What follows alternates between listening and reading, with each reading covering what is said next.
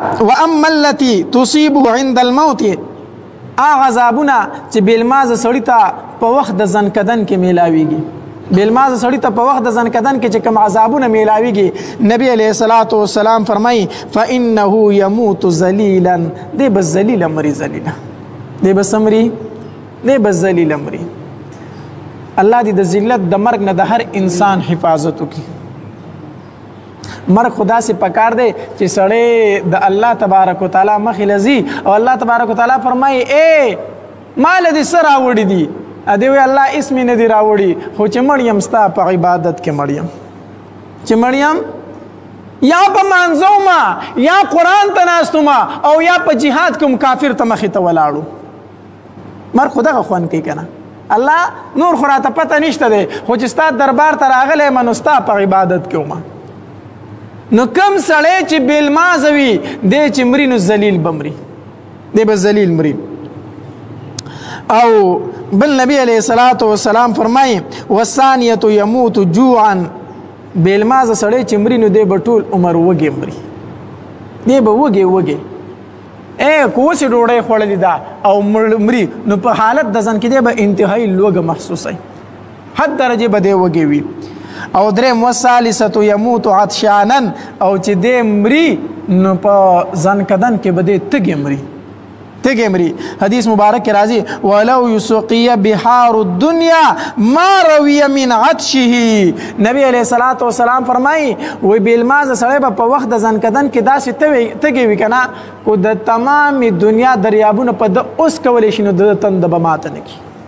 دی به داسې تږی وي په حالت د ځنکدن کې، کو د تمامې دنیا د دریابونو اوبه درته ور واړولی شي او په ده اوس کولی شي بیا به یې تنده ماته نه شي. یعنی مطلب دا دی چې د بیلمازه سړي ځنکدن چې دی حد درجې سخت دی، هغه انتهایی سخت دی، انتهایی سخت دی. مرګ د ذلت دی، مرګ د لوږې دی، مرګ د تندې دی، ډېر د ذلت مرګ دی د بیلمازه سړي. الله تبارک وتعالی دې پناه راکړي. اوس مونږ خو به ګورو چې بیلمازه سړی مري او مونږ پرې نه لوږی نو نه تنده یي نو، خو د دې احساس مونږ ته نه کېږي، د دې احساس هغه ته کېږي. دا د سترګې د بلې دنیا سره مخامخ شوي دي، دی اوس د بلې دنیا سره دی. او نبی علیه الصلاۃ والسلام فرمایي واما التي يصيبه في قبره، هغه عذابونه چې د بیلمازه انسان ته په قبر کې میلاویږي، نبی علیه الصلاۃ والسلام فرمایي وی فالاولى يضيق عليه القبر حتى تختلف اضلاعه، نبی علیه الصلاۃ والسلام فرمایي وی بیلمازه سړي ته په قبر کې اول عذاب دا دی چې په ده باندې به قبر راتنګ شي، قبر به پې څه شي؟ راجوخ به پې شي. نبی علیه الصلاۃ والسلام فرمایي حتی تختلف اضلاعه، تر دې چې د ده دا پختۍ دا چجې به په یو بل کې ورننوځي. یو بل حدیث کې نبی علیه الصلاۃ والسلام د هغې مثال پیش کو، د خپلې مبارکې ګوتې په یو بل کې داسې ورکړې، وی د بیلمازه سړي باندې چې دا قبر راجوخ شي د ده دا پختۍ دا چجې به په یو بل کې داسې ورننوځي لکه څنګه چې زما دا ګوتې په یو بل کې ورالې. الله دې پناه راکړي. نو بیلمازه سړي باندې به قبر تنګېږي، قبر به پې څه کېږي؟ تنګېږي. او دویم په قبر کې چې کوم عذاب میلاویږي بیلمازه سړي ته، نبی علیه الصلاۃ والسلام فرمایي والثانیة یوقد علیه القبر نارا فیتقلب علی الجمر لیلا ونهارا، نبی علیه الصلاۃ والسلام فرمایي وی په قبر کې به دته اور بل کړی شي، بیلمازه سړي ته به په قبر کې اور بل کړی شي، حتی نبی علیہ الصلوۃ والسلام فرمایي فیتقلب علی الجمر لیلا ونهارا، شپه او ورځ به دی په سروټ کو اوړي او راوړي. په قبر کې به دته د جهنم بستره خوره کړی شي، بیلمازه سړي ته به په قبر کې د جهنم بستره خوره کړی شي او د جهنم د طرف نه به دته یو کړکۍ کولی شي، په هغې کې به ورته د جهنم دا بدبوی او دا لوګي راځي دته. الله دې پناه راکړي. نو د بیلمازه سړي قبر به د څه نه ډک وي؟ د اور نه. د بیلمازه سړي قبر به د څه نه ډک وي؟ د اور نه.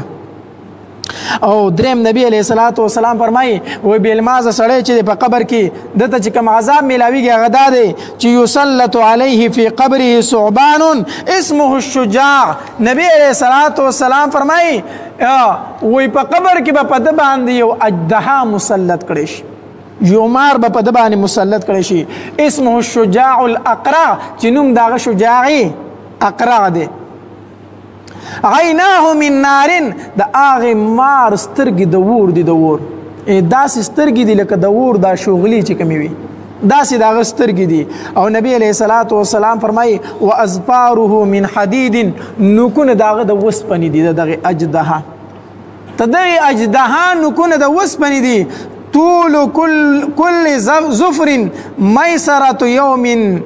نبی علیه الصلاة والسلام فرمایي وای د هر نوک مزل چې دی که نه دا په مسافت د یوې ورځې دی لکه یو ورځ مزل په یو نوک باندې د دغې اجدها کېږي دومره خو یې غټ غټ نوکونه دي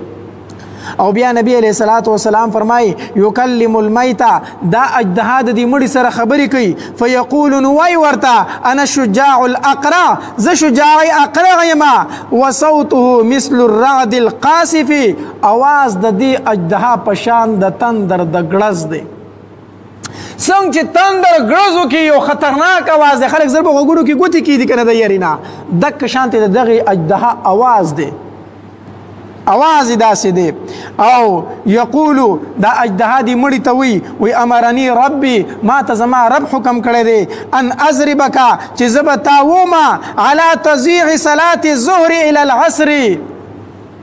د ماسپښین د مانځه په ضایع کولو باندې به تا د کم ټایمه پورې ومه د مازدیګره پورې تا د مازدیګر د ماسپښین مونځ ضایع کړی دی نو د ماسپښین د مانځه نه واله زه به تا د مازدیګر د مانځه پورې ومه او د مازدیګر د مانځه نه واله چې کله د مازدیګر مونځ یې نه کړی تا به د ماښام د مانځه پورې وخم او چې بیا یې د ماښام مونځ قضا کړی وي نو د هغې نه واله تر ماخوستن د مانځه پورې به دې وم او چې کله د ماخوستن مونځ یې قضا کړی وي نو د سحر د مانځه پورې او چې کله د سحر مونځ یې قضا کړی نو بیا د ماسپښینه پورې معنی دا ده چې دا به د دو سزا وي او حدیث مبارک کې راځي فکلما ضربه ضربة چې کله دا اجدها دله یو ګزار رافریدي یو ګزار یغوص فی الارض 70 ذراعا دې مړي لره په ځمکه کې او یا ګزه وردننه کې دومره سخت ګزارې دی چې دې مړي له یو ګزار رافریدي دې په ځمکه کې او یا ګزه لاندې لاړ شي او یا غزلان دلال شي او بیا نبی علیہ الصلوۃ والسلام فرمایل فلا یزال فی القبر معذبا الى یوم القیامه او د تبدا عذاب میلاویږي تر ورځې د قیامت پورې دی په دغه سخت عذاب کې د قبر مبتلا وي الله تبارک وتعالی دې فنا راکړي دا د چا د پاره دی د عذابونه د بیلمازه سړي د پاره څوک چې په مونږ کې په سستی کوي یا مون نه کوي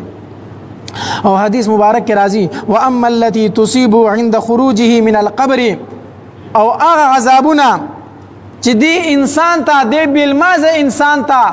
په وخت د قبر نه دراوتو د محشر میدان ته پتلو کې میلاویږي چې کله دا بیلمازه انسان د قبر نه راپاسي د چې کوم عذابونه میلاویږي فهغې کې نبی علیه الصلاة والسلام فرمایي وی فشدة الحساب اول عذاب دار چې الله تبارک وتعالی په سره حساب کتاب سخت کوي سخت د بیلمازه سړي سره الله په نرمه خبرې نه کوي په نرمه باندې بیلمازه سړي سره خبرې نه کیږي نو یو عذاب د بیلمازه سړي لپاره په میدان محشر کې دا دی چې د سره به عذاب سخت کیږي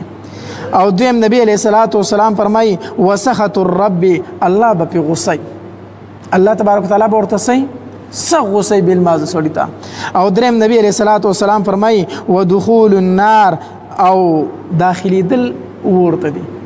د چا سره چې حساب کتاب سخت وشو او په چا باندې چې الله غصه وي اب جنت ته ځي کو جهنم ته ځي اب جهنم ته ځي نو اخر دار چې الله تبارک وتعالی به ست داخل کی جهنم ته داخل کی ایو روایت کې راځي نبی علیہ الصلوۃ والسلام فرمایي وې دې چې په میدان محشر کې راشي د قیامت فورز باندې نو ته د په دې تندي باندې به درې کرخې لیکلي وي درې کرخې به په تندي باندې لیکلي شوي وي یو به دا وي یا مذیع حق الله د الله حق ضایع کوونکی بیلمازه سړی به ټول خلک پیژني ښه په میدان محشر کې به دی خطا کېږي نه د په دې مخ پرې تندي به دا لیکل شوي وي یا مذیع حق الله د الله حق ضایع کوونکیه دویمه کرخه به دا وي یا مخصوصا بغضب الله د الله په غضب باندې اخته شویه د الله په غضب باندې خاص کړي شویه او دریم بداوی کما ضیعت فی الدنیا حق الله کما ضیعت فی الدنیا حق الله فایس اليوم انت من رحمت الله. او دریم کرخه کې به دا لیکلی وي ورته چې څرنګې تا حق د الله تبارک وتعالی په دنیا کې ضایع کړی دی دک رنګې نن ته د الله د رحمت نه ناامید دی. ای د الله حق ضایع کوونکیا، ای د الله په غضب باندې اخته شویه انسانه، څنګه چې تا د الله حق په دنیا کې ضایع کړی نن د الله د رحمت امید مه لره چې په ما به الله رحم وکړي.